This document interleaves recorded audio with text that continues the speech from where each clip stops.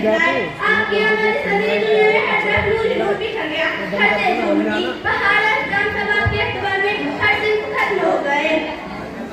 जिनके आने से रोशन हुए दो जहां, जिनके आने बचपन और लड़कपन में भी आप सच्चाई के पैकर थे।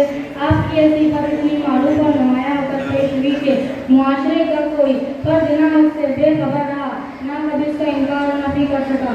पूरी कौम के दरमियान आपके सादिक मोमिन के अल्फाज से मारूफ हो गए थे। जब आपने 40 साल की उम्र में अल्लाह की तरफ से हुक्म मिलने पर ऐलान नबूवत किया तो हालात एकदम से बदल गए। पूरी कौम आपके मुखालिफत में खुद खड़ी हुई। हर किस्म का हरबा आपके खिलाफ किया जाने लगा।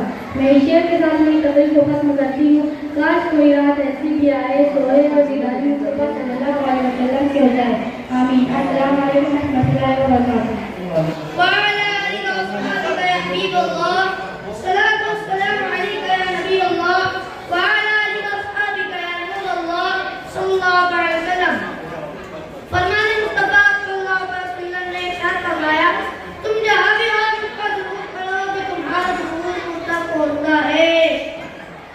सल्लल्लाहु अलैहि हबीब सल्लल्लाहु अलैहि वसल्लम। मेरी आज तकरीर का मौजू है मोहतरम सामाईन आए नबी करीम सल्लल्लाहु अलैहि वसल्लम की जिंदगी के बचपन के कुछ पहलुओं पर नजर डालते हैं।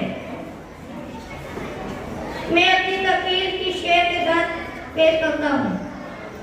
लगाते